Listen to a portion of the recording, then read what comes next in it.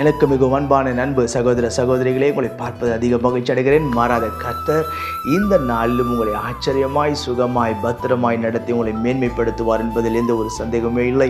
கர்த்தர் இந்த நாளை நமக்கு ஆசீர்வாதமாக்கி தரும்படிக்கு கர்த்தர் நமக்கு கொடுத்திருக்கிற வாக்குத்தத்தம் என்ன என்று பார்ப்போம்.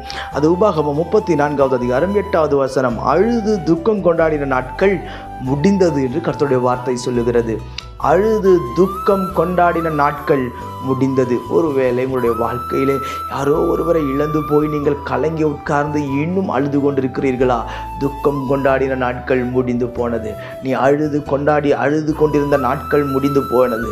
ஒருவேளை நீங்கள் யோசிக்கலாம், ஐயோ இவர்கள் இருந்திருந்தால் நன்றாக இருந்திருக்கும், இவர்களுக்கு ஆயுசு நாட்களை கூட்டி கொடுத்திருந்தால் நன்றாக இருந்திருக்கும் என்று சொல்லி நீங்கள் ஒருவேளை யோசித்து கொண்டிருக்கலாம். நீங்கள் அழுது கொண்டிருந்த நாட்கள், துக்கம் கொண்டாடின நாட்களை கர்த்தர் முடிவுக்கு கொண்டிருக்கிறார்.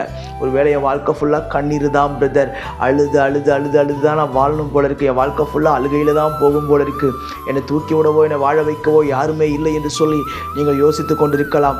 உன் துக்க நாட்கள் முடிந்து போயிற்று என்று கர்த்தர் சொல்லுகிறார். இந்த மோசே மரித்த பொழுது இஸ்ரவேல் மக்கள் வனாந்தரத்தில் உட்கார்ந்து கொண்டு மோசேக்காய் அழுது துக்கம் கொண்டாடினார்கள். இவ்வளவு பெரிய தலைவனை நாங்கள் இழந்தோமே, கர்த்தரை முகமுகமாய் சந்தித்த பெரிய தலைவனை நாங்கள் இழந்து போயிருக்கிறோமே, இவ்வளவு மேன்மையான ஒரு ஆளை நாங்கள் இழந்து போய் இருக்கிறோமே என்று சொல்லி கலங்கி நின்ற அந்த சூழ்நிலையில் தான் வசனம் சொல்லுகிறது, துக்க நாட்கள், அழுது துக்கம் கொண்டாடின நாட்கள் முடிந்து போனது என்று சொல்லி.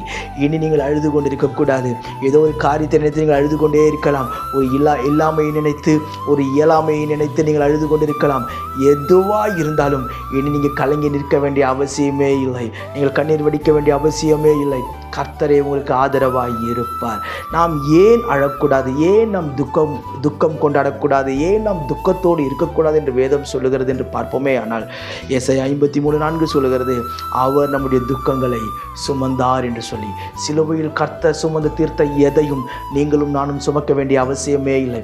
ஒருவேளை சொல்லலாம், ஆண்டவர் சுமந்து தீர்த்தாலும் இது வாழ்க்கையில் தொடரும் போல இருக்கு என்று சொல்லி நீங்கள் யோசிக்கலாம். அவர் சுமந்து தீர்த்து முடித்திருக்கிறார். இனி நீங்களும் நானும் கலங்கி நிற்க வேண்டிய அவசியமே இல்லை. உன் துக்க நாட்கள் முடிந்து போயிற்று. அவர் எடுத்து கொண்டு போய்விட்டார். நீங்கள் சந்தோஷமாய் வாழுங்கள். அடுத்தது என்ன என்று அடுத்த அடி எடுத்து வையுங்கள். உங்களுக்காக பரலோகம் 4 அடிகளை எடுத்து வைக்கும். வெற்றி சிறக்கச் செய்வார். வெற்றி நிச்சயம், விடுதலை சத்தியம். நான் உங்களுக்கு ஜெபிக்கட்டும். பரலோக பிதாவே, இந்த வார்த்தையெல்லாம் கேட்கிற என் அன்பு சகோதர சகோதரிகள் ஒவ்வொருவருக்கும் ஜெபிக்கிறேன். மேன்மைப்படுத்தி நிலைநிறுத்தும். தடைகள் எல்லாம் நீக்கும். அற்புதங்களை செய்யும். துக்க நாட்கள் எல்லாம் மாறி போகட்டும். கண்ணீர் வடித்த நாட்கள் மாறி போகட்டும். வேதனைப்பட்ட நாட்கள் எல்லாம் முடிந்து போகட்டும். இன்றைக்கு கர்த்தர் அற்புதங்களை செய்யும்படி உடைய கரத்தை நீட்டுவீராக. பலப்படுத்தும். கிருபைக்குள் மூடி மறைத்துக் கொள்ளும். தேவனுடைய வெளிச்சம் ஒவ்வொருடைய வாழ்க்கையிலும் இறங்கி வரட்டப்பா. கிருபை பெருகட்டும். என் தேவன் உங்கள் பிள்ளைகள் விரும்புகிற ஒவ்வொரு காரியத்தையும் கைக்கூடி வர பண்ணும். அற்புதமாய் நடத்தும்.